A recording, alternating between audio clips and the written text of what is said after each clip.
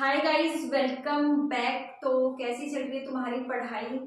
सबसे पहले तो मुझे पता है यहाँ से रिफ्लेक्शन पड़ रही होगी, तो आज के लिए थोड़ा सा प्लीज एडजस्ट कर लेना।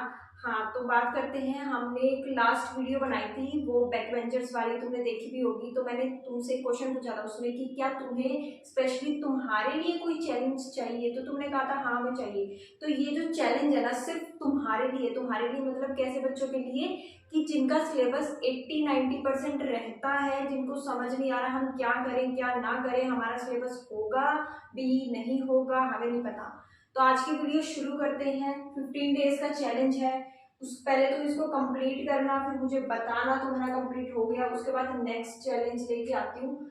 क्लास 12th के लिए है। डे 1 की बात अगर करते हैं तो सबसे पहले हमारा मेन सब्जेक्ट जिससे तुम्हें बहुत ज्यादा खौफ है, फंडामेंटल्स ऑफ पार्टनरशिप। अकाउंट्स का chapter number 1 fundamentals of partnership तुम उठाओगे।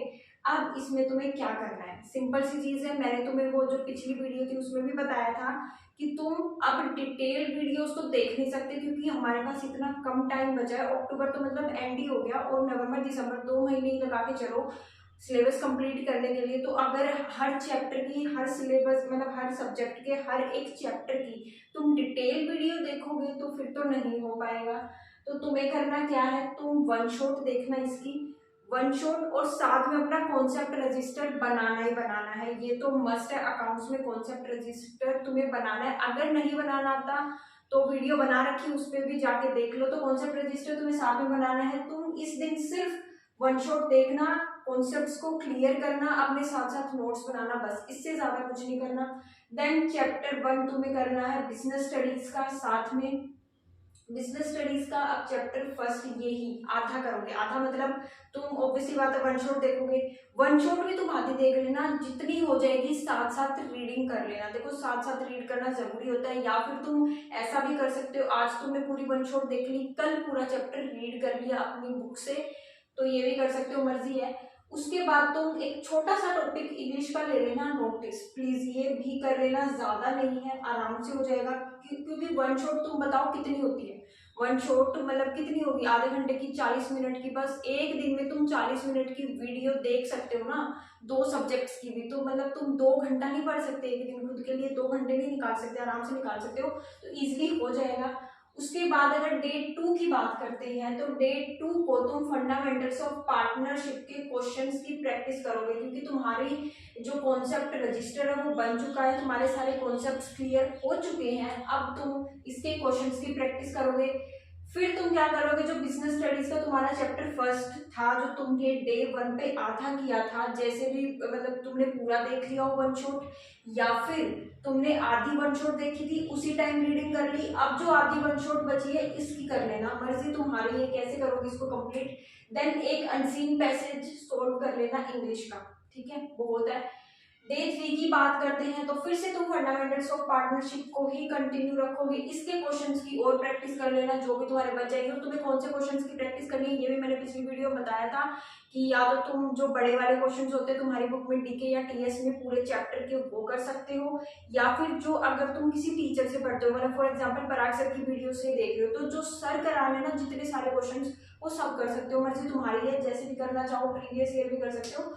उसके बाद हाँ, डे 3 की हम बात कर रहे थे, फंडामेंटल्स ऑफ पार्टनरशिप तुम कंटिन्यू रखोगे, क्वेश्चंस की प्रैक्टिस कर लेना। फिर चैप्टर फर्स्ट बिजनेस स्टडीज के क्वेश्चंस की प्रैक्टिस करोगे, मतलब केस स्टडीज तुम्हारे एनसीईआरटी के क्वेश्चंस और केस स्टडीज, इनकी प्रैक्टिस तुम्हें करनी है। उसके बाद चैप्टर फर्स्ट मैक्रो इकोनॉमिक्स का पूरा नहीं करना, वो है ना तुम्हारा मतलब बेसिक सा, मैक्रो इकोनॉमिक्स क्या होती है, इसकी इंपॉर्टेंस वगैरह, वो बहुत छोटा सा चैप्टर है तुम्हारा, तो उसको सिर्फ तुम्हें वन शॉट देख लेना उसकी और रीड कर लेना, मर्जी तुम्हारी है। उसके बाद डे 4 की बात करते हैं तो यहाँ पे जो चैप्टर फर्स्ट मैक्रो का तुम्हारा थोड़ा बहुत रह जाएगा, या क्वेश्चंस की प्रैक्टिस रह जाएगी, वैसे इसमें कुछ खास है नहीं, कॉन्सेप्ट्स ही है बेसिक, तो ये यहाँ पे कंप्लीट कर लेना। उसके बाद एक तुम्हें लास्ट लेसन करना है, ठीक है, इंग्लिश का जो तुम्हारा चैप्टर है ना, दी लास्ट लेसन, वो कर लेना। इसमें तुम्हें क्या करना है, वन शॉट देखोगे, रीडिंग करोगे, क्योंकि यहाँ पे देखो डे 4 में कुछ करना ही नहीं है, सिर्फ मैक्रो का थोड़ा सा, और लास्ट लेसन को फिर तुम कंप्लीट करोगे, वन शॉट भी देखोगे, तुम रीडिंग भी करोगे, तुम क्वेश्चंस की प्रैक्टिस भी करोगे, आराम से हो जाएगा। क्योंकि ना तुम अकाउंट्स पढ़ रहे हो ना बिजनेस स्टडीज, तो इतना तो कर ही सकते हो ना।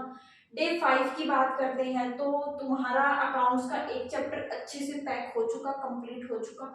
अब नेक्स्ट चैप्टर उठाएंगे गुडविल का। गुडविल का उठाओगे, वही प्रोसीजर रहने वाला है।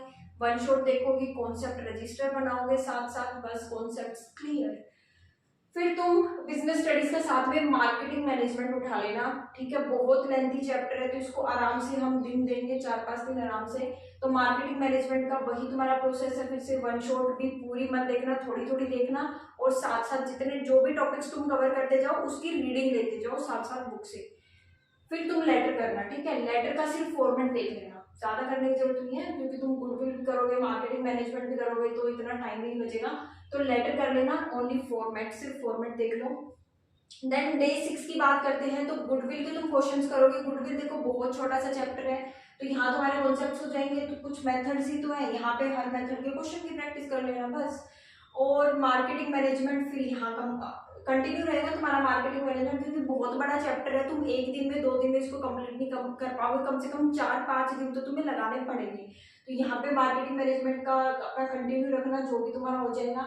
फिर लेटर का यहाँ हमने सिर्फ फॉर्मेट देखा था, यहाँ पे डे 6 में तुम क्या करोगे, प्रैक्टिस करोगे लेटर की। कुछ 2-3-4-5 वाले क्वेश्चंस की प्रैक्टिस कर लेना, तुम्हारा लेटर खत्म। डे 7 की बात करते हैं, तो चेंज इन पीएसआर, क्योंकि गुडविल 2 दिन का ही है, तुम इजीली कर सकते हो। या तुम मतलब इन दोनों को कंबाइन करो, तो इन दोनों चैप्टर्स को, गुडविल को और चेंज इन पीएसआर को, तो दोनों में 4 दिन बहुत है, इनफ है, हो जाएगा। चेंज इन पीएसआर का करोगे, देन मार्केटिंग मैनेजमेंट के क्वेश्चंस यहाँ पे कर लेना। या फिर अगर तुम्हारा रहता है मार्केटिंग मैनेजमेंट पढ़ना भी, वन शॉट देखनी भी, तो यहाँ देख सकते हो, कोई दिक्कत नहीं है। क्योंकि मार्केटिंग मैनेजमेंट भले ही लेंथी चैप्टर है, ये मैं मानती हूँ, बट मेरा ना फेवरेट चैप्टर था, क्योंकि ये इतना इंटरेस्टिंग चैप्टर है, इतने सारे रियल लाइफ एग्जांपल्स इसमें होते हैं, तो तुम्हें पढ़ने में मजा आता है। तुम ना इसको सोचो कि एक ही दिन में कर देता हूँ, मैं तो इसको एक ही दिन में खत्म कर देती थी, क्योंकि ये इतना इंटरेस्टिंग चैप्टर, पढ़ने में बहुत इंटरेस्ट आएगा तुम्हें, पढ़ के देखना। हाँ, तो मार्केटिंग मैनेजमेंट हो गया। Then national income, national income उठाओगे। देखो नेशनल इनकम पे भी ना हम आराम से दिन लगाने वाले हैं, 4-5, क्योंकि बहुत बड़ा चैप्टर है। नेशनल इनकम वो है ना, थोड़े बहुत कॉन्सेप्ट तुम्हारे, स्टॉक वर्सेस फ्लो है, सर्कुलर फ्लो ऑफ इनकम है, टाइप्स ऑफ गुड्स है, ये छोटे छोटे से कॉन्सेप्ट्स, ये तुम्हें कवर करने हैं नेशनल इनकम की यहाँ पे। ये देन डे 8 की बात करते हैं, तो वही तुम्हारा चेंज इन पीएसआर चलेगा। मतलब यहाँ पे तुमने कॉन्सेप्ट्स देख लिए, यहाँ तुम इसके क्वेश्चंस की प्रैक्टिस कर लेना। देन तुम्हारा फिर से मार्केटिंग मैनेजमेंट ही चलेगा। मार्केटिंग मैनेजमेंट को करते हमें 4 दिन हो गए हैं, और 4-5 दिन में चैप्टर खत्म हो जाना चाहिए। इसकी केस स्टडीज जरूर प्रैक्टिस करना, एक दिन ना तुम रखना अपना सिर्फ मार्केटिंग मैनेजमेंट की केस स्टडीज के लिए। प्रीवियस ईयर वाली और तुम्हारी बुक में दी हुई है सारी की सारी केस स्टडीज जरूर कर लेना। तो मैंने यहाँ पे 4 दिन लगाए हैं, बट अगर तुम चाहो तो 5 दिन भी दे सकते हो उस चैप्टर को। देन नेशनल इनकम तुम्हारा यहाँ ऑब्वियसली बात है कंटिन्यू रहेगा, एक दिन में तो खत्म होगा नहीं। नेशनल इनकम को कंटिन्यू रखोगे।